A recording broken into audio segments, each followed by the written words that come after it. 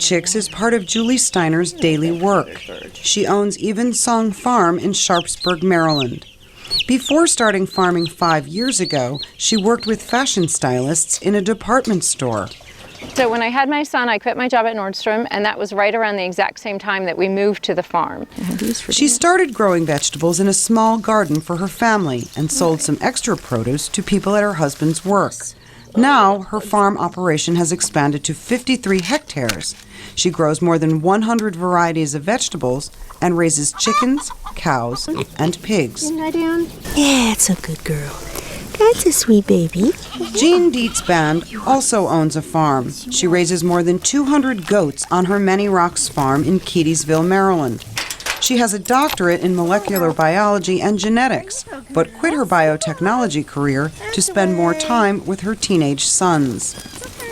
It was a very, very difficult decision for me to make, obviously, but after I actually committed myself to it and we came, I've never looked back. I've been so happy here. She says her background in genetics was handy for her goat breeding programs and chemistry for the goat milk soap making. Dietz Band and Steiner are among a growing number of women farmers across the country. According to the 2007 Census of Agriculture, the number of women who were the principal operators of a farm increased by 30% over the past 5 years. Women now head more than 14% of the nation's 2.2 million farms. Stephanie Gambrell is a domestic policy economist with the American Farm Bureau. We've seen the number of women principal operators increase very similar to the way that we've seen women increase in the general workforce. So it follows with normal trends. I think that women operators are going to continue to increase slightly. Dietz Band points out one of the reasons.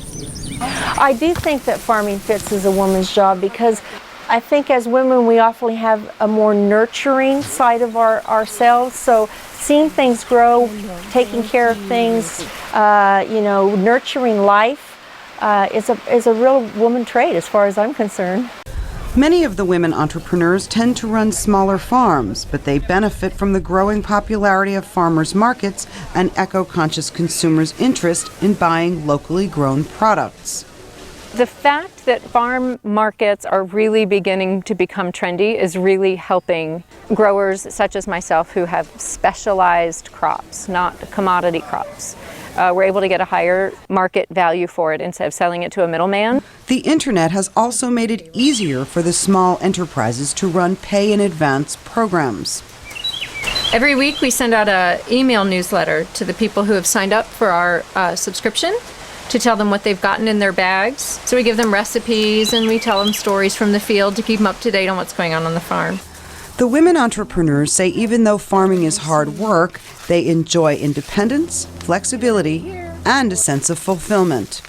I really find it's most enjoyable because you do feel that at the end of the day you're providing somebody with very good quality food that's going to nurture their family.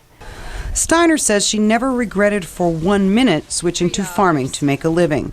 For producer June So, I'm Amy Katz, VOA News.